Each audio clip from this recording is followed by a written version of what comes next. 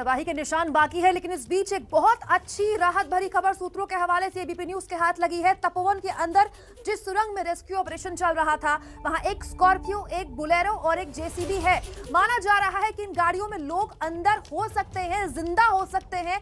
अच्छी बात यह है कि जो ऑक्सीजन लेवल है अंदर, वो आराम से ऐसा है जिसमें इंसानी जिंदगी खुद को बचा सकती है। यानी टनल के अंदर जो 3 गाड़ियां हैं, वो तीनों गाड़ियां बड़ी गाड़ियां हैं, जिसमें ज्यादा लोग बैठकर अपनी जान बचा सकते हैं। एक बड़े अधिकारी भी यहां पर फंसे हुए हैं, जिसके अलावा 2 इंजीनियर, कुछ मजदूर सुरंग में फंसे हो सकते हैं, जिन्हें बचाने का काम युद्धस्तर पर चल रहा है। लेकिन सूत्रों से हवाले से जो बड़ी जानकारी हमें मिली है वो ये कि 3 बड़ी गाड़ियां टनल के अंदर मौजूद हैं। ग्राउंड जीरो पर इस वक्त मौजूद है हमारे सहयोगी रक्षित, उनका रुख कर लेते हैं सीधे। रक्षित, इस वक्त का ताजा अपडेट क्या है? क्या ये जानकारी मिल पाई कि उस गाड़ी में कोई मौजूद है या नहीं?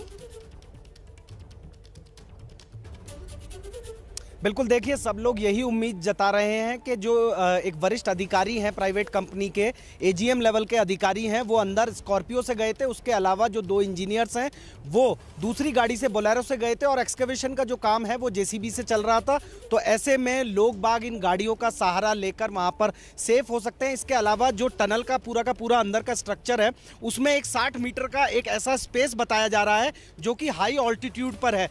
तो और बाकी का जो टेरेन है वो नीचे की तरफ है। तो माना जा रहा है कि जब ये सिल्ट और स्लरी अंदर दाखिल हुई है, तो सिल्ट जब अंदर दाखिल हुई होगी तो सब लोग भागकर अपने वाहनों को लेकर वहां पर जो टॉप पर है वहां पर पहुंच गए होंगे। और ऑक्सीजन लेवल के बारे में जो यहाँ के लोग बाग हैं, उन्होंने ये बताया है कि ऑक्सीजन लेवल इस टनल के अंदर में अच्छा खासा रहता है। इसके अलावा पानी का सीपेज जो है वो लगातार हो रहा है। तो इन्हीं सब इंडिकेशन के चलते ऑक्सीजन लेवल माना जा रहा है कि अंदर अच्छा हो सकता है और गाड़ियों में लोग बाग अंदर मौजूद हो सकते हैं। अगर मैं इस एसएफटी की सिल्ट फ्लशिंग टनल की बात करूं तो ये कुल मिलाकर 1200 मीटर की है। 1200 मीटर में से अभी लगभग 1100 मीटर का हिस्सा जो है वो बन पाया है, आगे का नहीं बन पाया था। अभी 3 महीने का समय और लगना था इस टनल को पूरा होने में। लेकिन सबसे बड़ी खबर यही है कि 3 गाड़ियां इन 30 से ज्यादा लोगों के लिए जीवन रक्षक अंदर साबित हो सकती हैं। जी बिल्कुल रक्षित, जब से त्रासदी हुई हम दुखद तस्वीरें ही दर्शकों को बता रहे हैं, लेकिन यकीन मानिए आज सुबह जो खबर आपने ये दी है, इससे अच्छी खबर कोई हो नहीं सकती।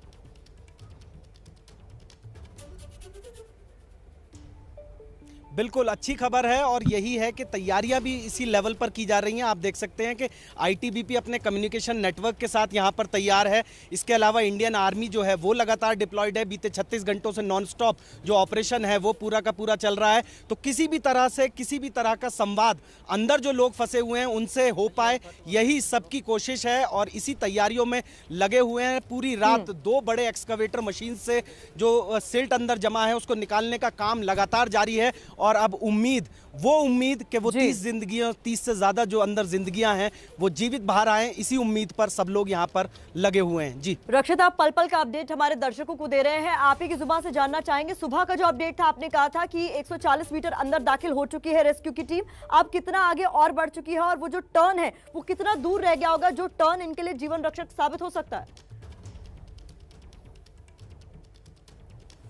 बिल्कुल, देखिए, बताया जा रहा है कि तकरीबन 120 मीटर से ज़्यादा, अब एग्जैक्ट किसी ने नापा नहीं है, लेकिन लगातार काम जारी है।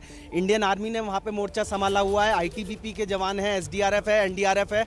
तो अगले कुछ घंटे जो हैं वो बहुत ज़्यादा क्रूशल है, क्योंकि जैसे ही 180 मीटर के पॉइंट पर पहुँचेंगे और वहाँ से टनल टर्न होती है तो वहाँ पर उम्मीद है कि जो सिल्ट है वो ज़्यादा अंदर तक दाखिल नहीं हुआ होगा। और उसके बाद में जो यहाँ पर माउंटेनियरिंग विंग है आईटीबीपी की, वो अंदर दाखिल होगी। जी बहुत शुक्रिया रक्षित, आप लगातार पल पल की जानकारी ऐसे ही देते रहिएगा, क्योंकि उम्मीद है हमें कि जिंदगियां बच जाएं, क्योंकि प्रतिमा उम्मीद पर ही तो दुनिया कायम है। अभी एक ताजा अपडेट हमें मिला है ऑपरेशन सुरंग से जुड़ा हुआ। बड़ी खबर यह है कि उत्तराखंड के मुख्यमंत्री त्रिवेंद्र सिंह रावत ने यह जानकारी दी है कि एक और जेसीबी मशीन को रेस्क्यू में लगाया जाएगा।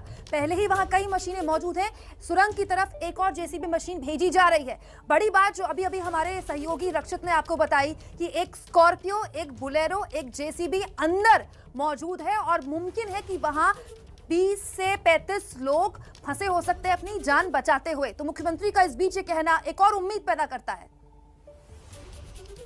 ये रणनीति बनी है कि क्या वहाँ एक और मशीन, 2 मशीनों से काम लिया जा सकता है, तो उस पर काम चल रहा है ताकि जल्दी उन लोगों को रेस्क्यू किया जा सके।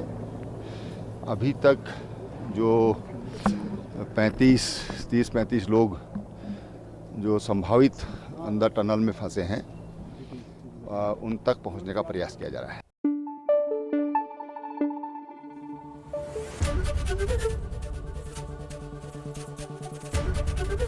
एबीपी न्यूज आपको रखे आगे।